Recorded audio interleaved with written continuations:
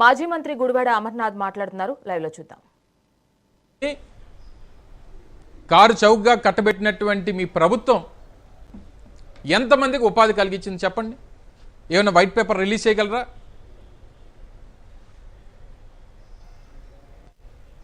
ప్రభుత్వాన్ని ఒక white paper release చేయమనండి. ఇదిగో 2.5 సంవత్సరాల్లో ఇన్ని వేల కోట్ల రూపాయలు విలువైనటువంటి భూముల్ని అంతా కలిపి 100కో 200 రూపాయలకో ఇచ్చేసాం, తద్వారా 1,00,000 మందికి ఉపాధి కల్పిస్తామని చెప్పాం. 2.5 సంవత్సరాలు పూర్తయిపోతా ఉంది, ఒకడికి కూడా ఉద్యోగం ఇవ్వలేదు. ఇది ఈ ప్రాంతంలో ప్రజలు మాట్లాడుకున్నటువంటి మాట. భూములేమో ఉచితంగా ఇవ్వడం, వాళ్ళు ఉద్యోగాలు కల్పించకపోవడం, భూములేమో మీ బినామీల చేతిలో ఉండిపోవడం. తీరా విశాఖపట్నానికి మిగిలింది ఏంటంటే బూడిద మిగులుతుంది. ఈ బూడిద పార్టీ ఏం మిగిల్చింది విశాఖపట్నానికంటే? చివరికి బూడిద మిగిల్చింది. విశాఖపట్నాన్ని దోచుకున్నటువంటి చంద్రబాబు నాయుడు గారు తాలూకా బినామీలు భూములు కేటాయించుకొని చివరికి వారి గుప్పెట్లో పెట్టుకొని విశాఖపట్నం సంపద అంతటిని కూడా వారి చేతిలో పెట్టుకొని అమరావతి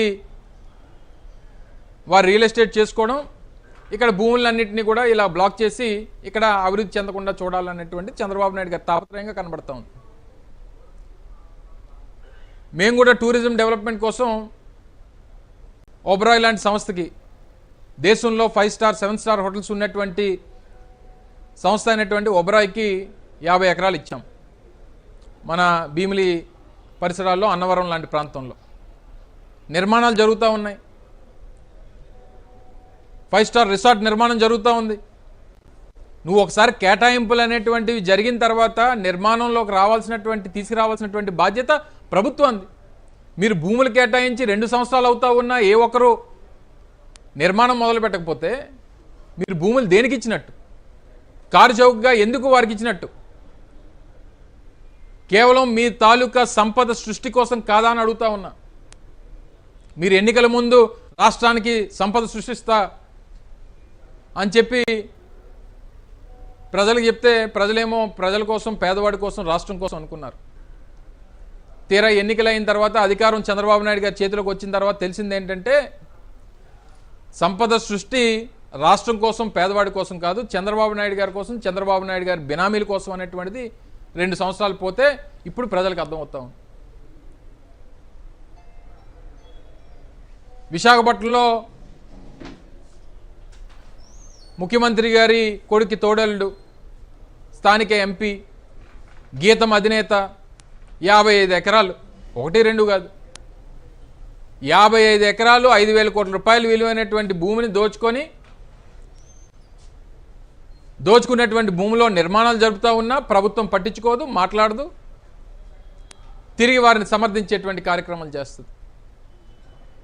నేరుగా పార్లమెంటు సభ్యుడే చెప్తా ఉన్నాడు, దీని విలువ వైసీపీ 5,000 కోట్లు అంటుంది, అంత ఉండదు, 1,200 కోట్లే ఉంటుందని. అంటే 1,200 కోట్ల భూమి అయితే, ప్రభుత్వ భూమి అయితే దోచేసుకోవచ్చా? ప్రభుత్వ భూమి కనీసం సెంటు కూడా ముట్టుకోవడానికి వీల్లేదనేటువంటిది కనీస జ్ఞానం ఈ ప్రజాప్రతినిధులకు లేదా? పైపెచ్చు అంత విలువ ఉండదు, ఇంతే ఉంటుంది కాబట్టి నా చేతిలో ఉంది, నేను దోచేసుకుంటాను. పైపెచ్చు మా పార్టీ అధ్యక్షులు, స్థానిక పార్టీ అధ్యక్షుడు కేకే రాజు గారి మీద, లేదా కొంతమంది పత్రికా అధినేతల మీద పరువు నష్టం దావా. నువ్వు చేసేది దొంగ పని, నువ్వు చేసేది దోపిడీ, నువ్వు చేసేది అవినీతి. పైపెచ్చు కేసులేమో మా పార్టీ నాయకుల మీద, పత్రికా అధినేతల మీద కేసులు పెడతావు. ఎవరు భయపడడానికి సిద్ధంగా లేరు. నువ్వు భయపెడితే భయపడడానికి ఎవడో లేడు ఇక్కడ. మీరు చేసేటువంటి ప్రతి తప్పుని నిలదీస్తాం, ఎదిరిస్తాం. మీరు చేస్తున్నటువంటి అవినీతి మీద పోరాటం చేస్తాం వైఎస్ఆర్ కాంగ్రెస్ పార్టీ అనేటువంటి విషయాన్ని కూడా తెలియజేస్తా ఉన్నా. నిన్న మొన్న కొన్ని ప్రధానమైనటువంటి పత్రికల్లో వచ్చాయి. మన ఎండాడలో దాదాపు 5 ఎకరాల భూమి, ఒక మాజీ మంత్రి ప్రభుత్వ భూమిని ప్రైవేట్ భూమిగా బదలాయింపు చేశాడు.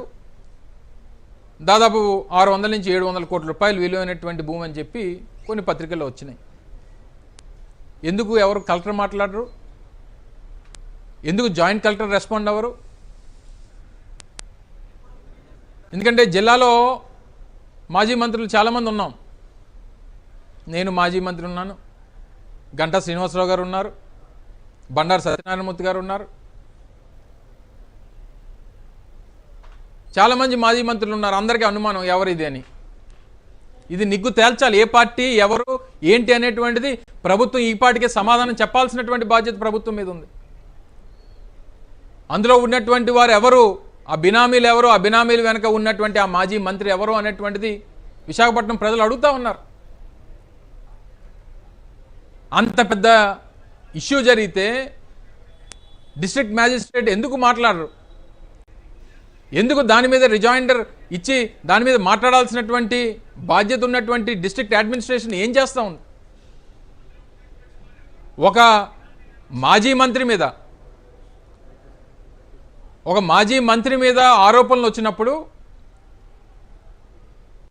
దాని తాలూకా బ్యాక్గ్రౌండ్ ఏంటి, ఎవరున్నారు, ఎవరి పాత్ర ఏంటి, అందులో ఆ ఇన్వాల్వ్ అయినటువంటి రెవెన్యూ ఆఫీసర్స్ ఎవరు,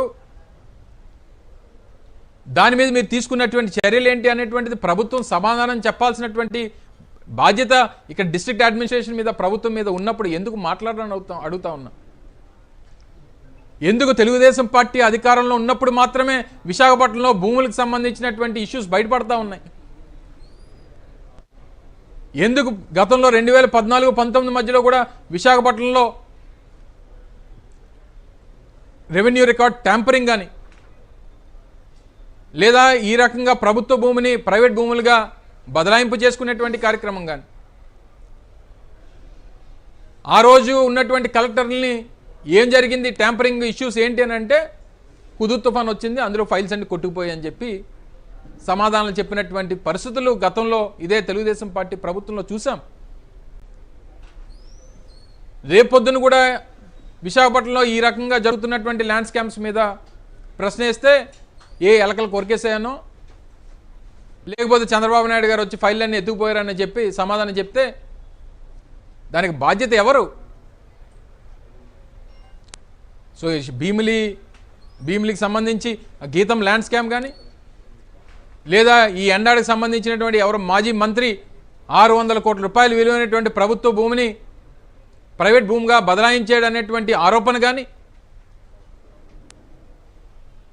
బినామీ కంపెనీల పేరిట రూపాయికి అర్ధ రూపాయికి భూములు, వేల కోట్ల రూపాయల భూములు కేటాయింపులకు సంబంధించినటువంటి విషయాలు కానీ జరుగుతూ ఉంటే స్పందించాల్సినటువంటి ప్రభుత్వం కంచె చేను మేసేటువంటి విధంగా భూములు దోచుకునేటువంటి కార్యక్రమంలో వారు నిమగ్నమై ఉంటే ఇంక వారికి ఏం కనబడుతుంది? కేబినెట్ సమావేశాలు కేవలం వారి బినామీలకి భూముల కేటాయింపుల కోసం కేబినెట్ సమావేశాలు పెట్టుకుంటూ ఉంటే, మీరు మాటిచ్చినటువంటి ఆ నెలకి 1500 రూపాయలు మహిళలకు ఇస్తానన్నటువంటి ఆ పథకం పరిస్థితి ఏంటి? నిరుద్యోగులకు 3000 రూపాయలు నెలకి ఇస్తానన్నటువంటి ఆ స్కీమ్ పరిస్థితి ఏంటి? 50 ఏళ్ళకే పెన్షన్ ఇస్తానన్నటువంటి ఆ ఆ పెన్షన్దారుల పరిస్థితి ఏంటి? లేదా గడిచినటువంటి 2.5 సంవత్సరాలుగా ఒక్క కొత్త పెన్షన్ కూడా ఇవ్వకుండా 60 ఏళ్ళు నిన్నటువంటి ప్రతి వ్యక్తి ఈరోజు కొత్త పెన్షన్ కోసం ఎదురు చూస్తున్నటువంటి వారి పరిస్థితి ఏంటి? దాని మీద నిర్ణయాలు తీసుకోవడం మానేసి కేబినెట్ సమావేశాలేమో భూముల కేటాయింపుల కోసం దాని మీద చర్చ చేస్తారు. చివరికి వీటన్నిటిని కూడా కప్పిపుచ్చుకోవడానికి సోషల్ మీడియా. నిన్న కేబినెట్లో దేని గురించి చర్చ జరిగిందనంటే ప్రజా సమస్యలు లేవు, ప్రభుత్వ పథకాలు లేవు, వారి పార్టీ ఇచ్చినటువంటి హామీల మీద నిర్ణయాలు లేవు.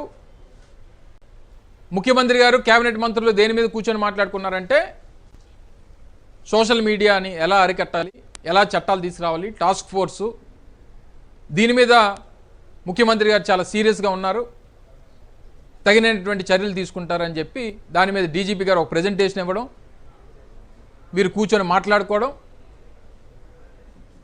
ఎవరైనా గట్టిగా ప్రభుత్వాన్ని ప్రశ్నిస్తే వారి మీద కేసులు పెట్టండి అని చెప్పి చెప్పడం. చంద్రబాబు నాయుడు గారి తాలూకా మోడస్ ఆపరండి మొదటి నుంచి చంద్రబాబు నాయుడు గారికి ఏంటంటే ఆయన 95లో ముఖ్యమంత్రిగా కావడానికి దగ్గర నుంచి నేటి వరకు ఈ 30 సంవత్సరాలుగా చంద్రబాబు నాయుడు గారి మోడస్ ఆపరండి ఏంటంటే ఆంధ్రప్రదేశ్ రాష్ట్రంలో ఉన్నటువంటి ప్రజలు ఈనాడు, ఆంధ్రజ్యోతి, ఏబిఎన్, టీవీ5, ఈటీవీ తప్పితే ఇందులో వచ్చినటువంటి వార్తలు మాత్రమే చూడాలి, చదవాలి, అదే నిజమని నమ్మాలి. ఇంక ఇది తప్పితే ఎవరు మాట్లాడినా, ఎవరు ప్రశ్నించినా అవన్నీ అబద్ధాలు, వాళ్ళు దేశద్రోహులు, వాళ్ళు ఏ టెర్రరిస్టులో అని చెప్పి వారి మీద ముద్ర వేసేటువంటి కార్యక్రమం గడిచినటువంటి 30 సంవత్సరాలుగా